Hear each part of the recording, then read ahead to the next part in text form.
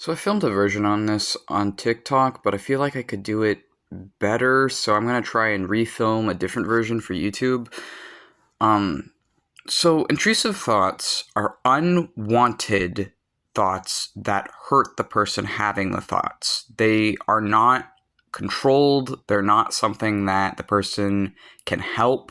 They are unwanted thoughts that feel like they're coming from something outside of yourself that hurt you to have or intrude you to have. And a lot of different people with a lot of different life circumstances and disabilities and different things suffer from intrusive thoughts.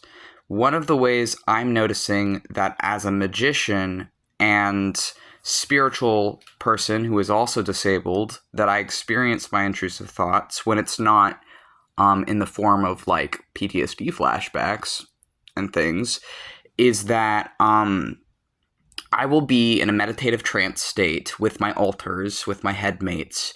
We will be having an adventure or cuddling each other in a field or somewhere in our kingdom that is in our mind, because we have a kingdom in our mind that is our headspace and is also our soulscape. It is a manifestation. I don't like that word. It is a representation, a model of our minds, our spirits, and our hearts. And in this place, we go on adventures.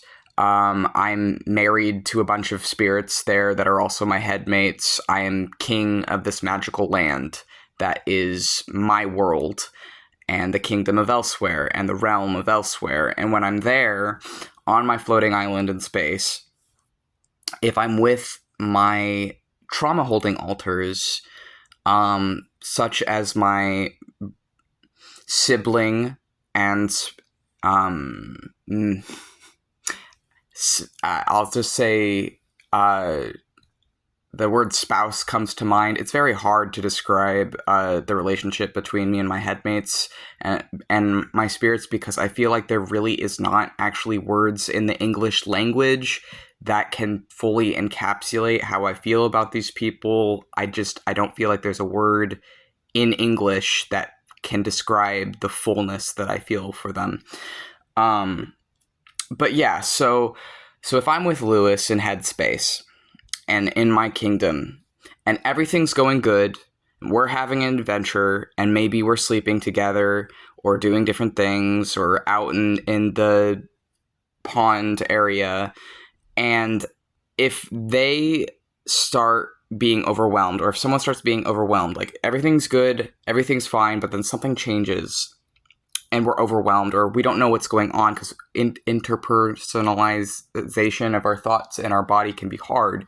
Connecting our feelings can be hard as an autistic DID system. And so if we start having, like, we're in this field, we're in this place together, and then we start having like intrusive thoughts, unwanted thoughts. And for us, it can be things like blood, wolves, knives, violence, wolves with bloody teeth and fangs and like glowing eyes, and monsters and vampires, or like abusive vampire people, guys, glitches, unwanted just bugs, these things that creep in, that sneak in, these unwanted thoughts. And it'll be like we're in this beautiful realm that is our soul, essentially, or our minds. And then if we're overwhelmed or something is difficult for us, and if one of our trauma holder alters, such as Lewis, if they have more control in the moment than Max has, then sometimes these intrusive thoughts, like I mentioned, they'll creep into the world. And then it's very frustrating, because when it's just like a little bit of that, we can just sort of like, okay, we need to ground ourselves, we need to breathe, and then we need to break our trance and reconnect with our physical body and the world around us. You're okay, you're safe, it's all right, you're doing really good. Can help us to be okay again. But then if too many of these intrusive, unwanted thoughts are like culminating, it almost forms like these little tiny I don't know, like fear eaters or bugs or these little tiny monsters that it seems like get lost in the crevices or cracks or shadows, and we have to like when there's a lot of subconscious pain or like shadow stuff brewing, it's like it's harder to fight off, and it kind of creeps in. It's hard. And so like our trauma holding altars, where they have more of it consciously, if they're more consciously in headspace, then some of that trauma is reflected in these intrusive thoughts, or like it just comes out as these little blips or glitches or bugs, and it's scary. And so we have to try and like recycle these things, and we try and recycle the energy to making more plants, to making more growth. We take these like dark, scary, unwanted things, and we turn them into new forested area in our minds and hearts. But it's also like this sort of like recycling process. We have to do it a lot, and we're realizing we weren't doing it enough, because if you don't do it like every day or every week, then these things just kind of build or accrue or like build up over time, and it's hard. And we have a lot of trauma, and we have a lot of darkness in our shadows, and things that in a destructive, chaotic, uncontrolled sense, that if we're having a good time together in our world, and then these little things creep in, it can be really hard to deal with that, because it feels real, because it doesn't feel like it's just a thought. It feels like something hurting us or wants to hurt us. And so I have to calm Lewis down, and I calm them down. I remind them it's okay. These are just thoughts. You have the power. You have the control right now. It's okay. And then we like calm ourselves down. We calm each other down, and sort of like come back into our body and come out of the meditative trance. But it can be difficult when you're learning to exert influence and control over your mind and develop in different things, and you've reached a point where you even have this like model that you're going into with your with my headmates, my altars, my spirits.